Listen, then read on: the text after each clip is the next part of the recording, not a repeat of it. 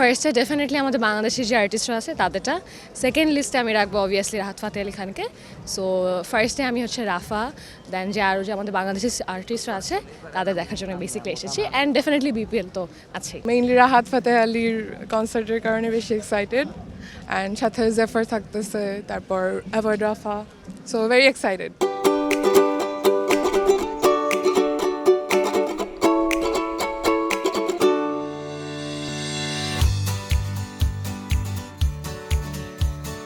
এসো দেশ বদলাই পৃথিবী বদলাই, বেজে গেছে বিপিএল দামামা 2025।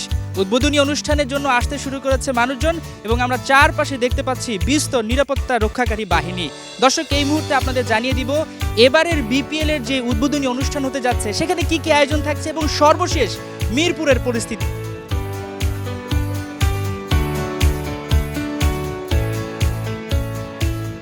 তারুণ্যের উৎসব, নতুন বাংলাদেশ গড়ার লক্ষ্যে পুরো টিকিটটিতে আমরা দেখতে পেয়েছি তারুণ্যের একটা ছাপ এবং এই টিকিটে আমরা দেখতে পেয়েছি বৈষম্য বিরোধী ছাত্র আন্দোলনের সময় নানান রকম প্রতীকী। আমার সামনে রয়েছে তরুণরা যাদের জন্য এই আয়োজন, তাদের মুখ থেকে জানতে চাই এবারের আয়োজনটা কেমন তারা দেখছে। নিশ্চয়ই বেশ উচ্ছ্বসিত। কার কনসার্ট দেখতে এসেছেন? জি, আসলে আমি হচ্ছে জেমসের বিগ ফ্যান। সো আরও বিভিন্ন ব্যান্ড থাকতেছে, তো তাদের গানও খুব ভালো লাগে। অ্যাভয়েড রাফা, তার গানও খুব ভালো লাগে। সো খুবই এক্সাইটেড। আমার বিপিএল আগে কখনো দেখা হয় নাই, অন্যান্য খেলা দেখেছি বাট বিপিএল দেখা হয় নাই, বাট এইটা ফার্স্ট টাইম। সো খুবই এক্সাইটেড। তারপর হচ্ছে যে উদ্বোধনী অনুষ্ঠান, তার বেশ এক্সাইটেড। সাকিব আল হাসান এবারে বিপিএল খেলবেন কি খেলবেন না একটা দৌড় টানা রয়েছে, শঙ্কার মধ্যে রয়েছেন, তাকে কি কোনোভাবে মিস করছেন কিনা? অবশ্যই বাংলাদেশের সবচাইতে জান প্রাণ যাকে বলা হয় সাকিব আল হাসান, বিশ্বের নাম্বার 1 অলরাউন্ডার, তাকে তো আমরা পুরো বাংলাদেশি মিস করতেছি। সবচাইতে খুশি হব যদি সাকিব আল হাসান আমাদের মাঠের মধ্যে খেলে আমরা দেখতে পারি, গ্যালারিতে বসে সবচাইতে বেশি এক্সাইটেড থাকবে এবং খুশি হব। রাহাত ফাতেহ আলীর জন্য এসেছি, যেহেতু তার গান কখনো শোনা হয়নি, যেহেতু মিরপুরে সে ফার্স্ট টাইম আসবে, এই কারণে শোনার জন্য অনেক এক্সাইটেড। ফার্স্টে ডেফিনেটলি আমাদের বাংলাদেশের যে আর্টিস্টরা আছে তাদেরটা, সেকেন্ড লিস্টে আমি রাখবো অবভিয়াসলি রাহাত ফাতেহ আলী খানকে। সো ফার্স্টে আমি হচ্ছে রাফা, দেন যে আরও যে আমাদের বাংলাদেশের আর্টিস্টরা আছে তাদের দেখার জন্য বেসিকলি এসেছি, অ্যান্ড ডেফিনেটলি বিপিএল তো আছেই। টিকিট পেতে কি কোনো ভোগান্তি পোহাতে হয়েছে কিনা? বা actually that was very smooth for us, আমরা অনলাইন টিকিট কেটেছি, সো দ্যাট ইট ভেরি ভালো ছিল।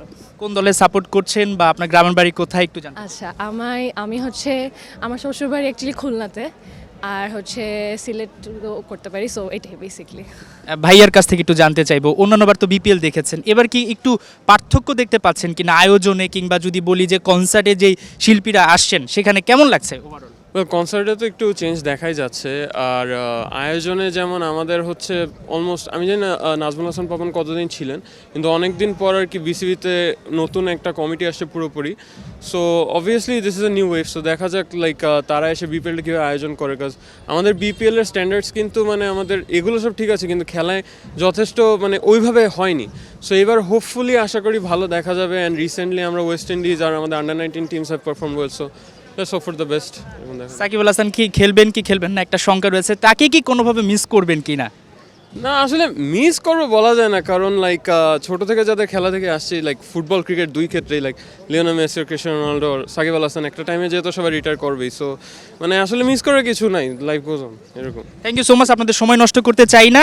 আমরা কথা বলছিলাম দুজন তরুণ তরুণীর সাথে, এভাবেই কিন্তু মিরপুরে একের পর এক আসতে শুরু করেছে দর্শকরা এবং সবার মাঝে কিন্তু আমরা দেখতে পেয়েছি তুমুল আগ্রহ। আসলে টিকিটটা অনলাইনে ছাড়ার কারণে সুবিধা হয়েছে আমাদের।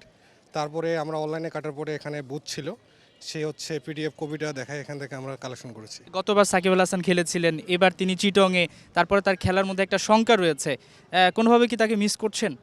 সাকিব ভাইকে তো আসলে সবাই মিস করবে, পুরো বাংলাদেশে মিস করে। এটা ওর মানে ওনার যে অভাব, এটা আসলে কেউ পূরণ করতে পারবে না, অবশ্যই মিস করবো। আমি ঢাকা ইউনিভার্সিটির, আমি ওইখানে থাকি, তো মেইনলি রাহাত ফাতেহ আলীর কনসার্টের কারণে বেশি এক্সাইটেড, অ্যান্ড সাথে জেফার থাকতেছে, তারপর অ্যাভয়েড রাফা, সো ভেরি এক্সাইটেড।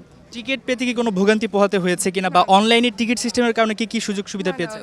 সুবিধা অনেক ইজিলি পেয়ে গেছি আর কি। কনসার্টের আয়োজন কেমন দেখতে পাচ্ছেন, বাইরের নিরাপত্তা ব্যবস্থা কিংবা ভিতরের ছবি কি কি দেখলেন এখন পর্যন্ত? এখনো ভিতরের কোনো কিছু দেখা হয়নি, বাট আশেপাশের নিরাপত্তা খুবই ভালো ছিল, এটা দেখে খুব খুশি লাগছে যে এত safe. Rahat Fateh Ali Khan. Thank you so much, আপনাদের সময় নষ্ট করবেন না। কথা বলছিলাম আরও দুজন তরুণীর সাথে এবং এই আয়োজন ঘিরেই কিন্তু আসলে তরুণ তরুণী বা এই তরুণ প্রজন্মকে গুরুত্ব দেওয়া হয়েছে, যেটা আমরা বারবার বলছিলাম।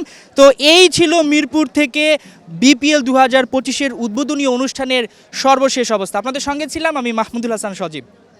you.